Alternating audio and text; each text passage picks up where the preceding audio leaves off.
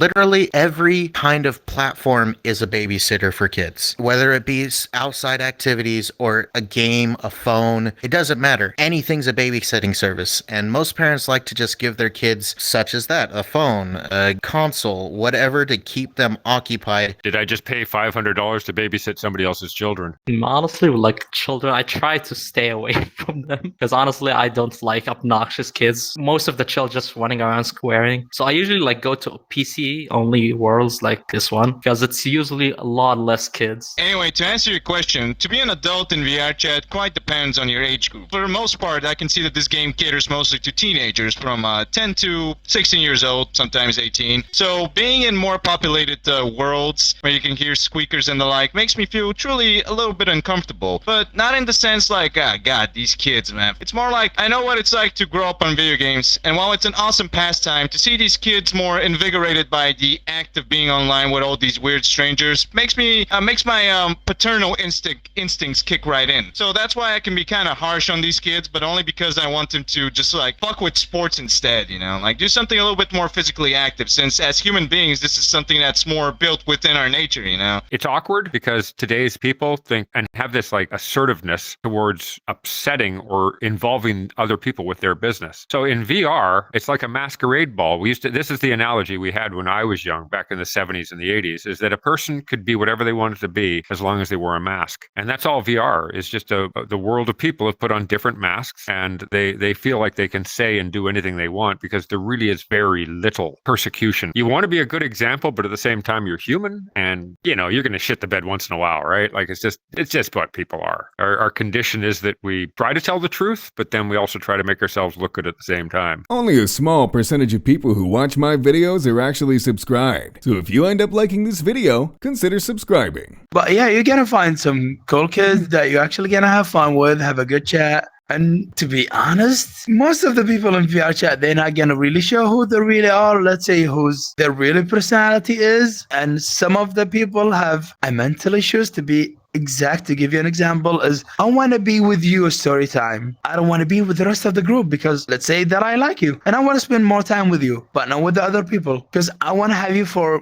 my own. You get what I'm saying? So that is why I'm started to do, let's say, gaslighting. Yeah, that person doesn't like you, and you know, kind of, let's say, gaslight you two on each other and start to manipulate, let's say, manipulation in your mind. I'll manipulate and about lying and other stuff. Oh my God, it's crazy about the drama.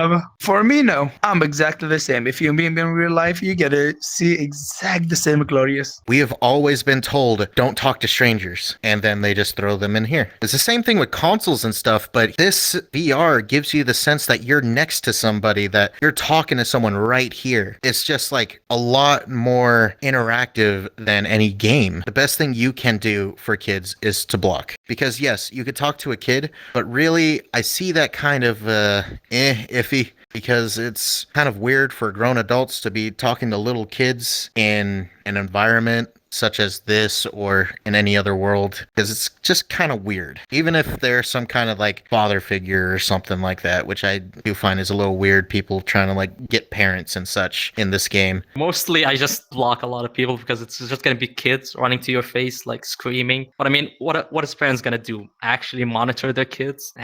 But like honestly, if I had a child, I probably wouldn't put them on VR chat. I'd say like at least 16, 17 plus. I mean, let's be real. Even if they say it's like an 18 plus game, who is going to stop them? CGI and stuff. My son makes CG. So watching it change and watching it grow is awesome, right? Like, you know, look at the future grow. And then you come in here and you see 8-bit polygons and 32-bit characters and like, what the fuck? I thought we were in the future, you know? And people are happy with it. And they're paying for it. And they're buying more of it. And it's like, no, stop supporting it. You can't support that. You have to tell them you want better stuff and we'll get better stuff, you know? But until the majority of us say it, we're never going to get it. And there's nothing wrong with video gaming, but I feel like VR chat just encourages kids especially to dabble in arts and crafts that are just not going to help them out in the long run, in my personal opinion. I wouldn't say so necessarily. I mean, I know quite a few friends of mine who have also grown up playing video games, and yet they're doing quite well in life. But it is true that video gaming is a pastime that can enrich in our dopamine levels quite highly. And some people just like to use this kind of pastime to avoid responsibilities and generally asking the bigger questions in life. And shit that will also make them feel more responsible. I have personally experienced that quite often, and even recently realized at the tender age of 24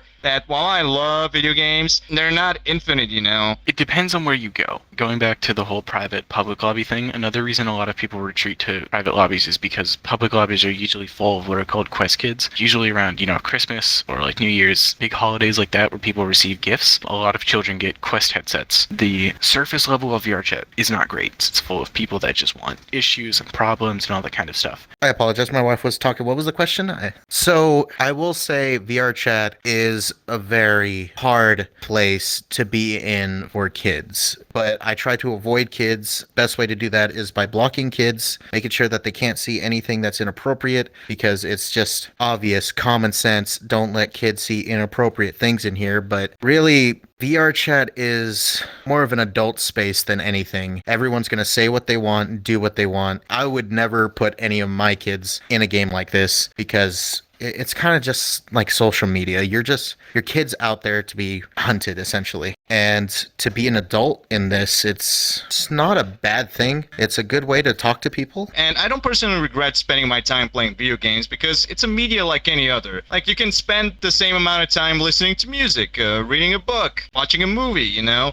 Video games to me are just much more compelling and intriguing because it's the interactivity that I feel makes every other gamer feel that video games are awesome, you know? Just the act of knowing that, wow, controlling another player, and this is a different story. And with human beings, their power to believe in stuff, being able to believe that you're immersed in this different world, making you feel engaged, it's a magical experience that I feel like a lot of people can relate with. Not just with video games in particular. But it is true that since video games are much more immersive, they can be, they can grab you easier too. That's why I despise more modern video games that rely more on loot boxes and micropayments and shit like that just to keep you more engaged. I'm almost 60, and I know it doesn't sound like that, but I get a lot of people warming up to me because I'm open and I'm honest. I've been a best man at 4 weddings. That really does. It points out a higher normal acceptance as an honest person. So I love that because I don't have a lot of money. I don't have a lot of anything else. So if my word is good enough for people, that really makes me feel good. You're asking a guy that actually thought about it long before you had kids. My 3 statements were never have kids, never get married, never be a salesman. Well, 3 strikes, I'm out. So Never Say Never is a James Bond movie. It's also the title of an Ian Fleming book. It's also the title of a lot of things. That theory is that the moment you say never, the path to that destiny opens up for you. Unfortunately, that left me being very gullible. So, I fell into a lot of traps myself. What can I say, right? But my kid is that thing that, man, I tell you, I was 29, no kids, no kids. 30, no kids, no kids. Oh, I met a woman. She's nice. She doesn't like kids. Oh, great. This is going to be fun, right? We're going to be dinks. You know what a dink is? Yeah, double income, no kids. Because you get to a certain point when you realize that if you had a kid right now, you're going to be 65 when he's 20. You start realizing time doesn't stop for you because you had a kid. When I had a child, I was 36 years old and had been married for 4 years. And my wife said, I still don't feel like having a kid. And I went, well, you better make a decision in the next year because I don't want to have a kid either. But after next year, I'm not going to have a kid. I'm going in and getting them snipped, hon. And she thought about it. And within 6 months, she came up and said, I think we should have a kid. Because she knew her chances with me were going to end within the next 6 months. I wasn't going to go the rest of my life after 37, 38, 39, 40, thinking maybe I should have a kid. I should have made up my mind by then. My parents had kids when they were in their 20s, early 20s. My dad got to live the rest of his life. I'd never get to live the rest of my life had I had a kid when I was 40. We did it just in time. It matters because your kid has to grow up and leave too. They have to feel like they can grow up and leave. And the older you get, the less likely you let your kid leave. You know that? When you're young and you have a kid at 21, they get to 20, it's like, get out of the house, When you're 40, it's like, no, you can live at home for a while, son. Don't worry about it because you want the company, I was worried when prices started to go up this year because he's on his own. He doesn't have a good income right now. He's going to school cool. Yeah, I think having a kid today, right now, today, that's a proposition, man. For one, you probably could leave the hospital with a bill of $500,000 just having a kid. You could owe more money by the time that kid gets to school age and never be able to write anything off the way taxes are going. I'm in Canada, you're in the States, but things are coming together. They're blending pretty closely. Kindness is contagious. When you are kind, you inspire others. Be the spark. Spreading kindness merchandise available now.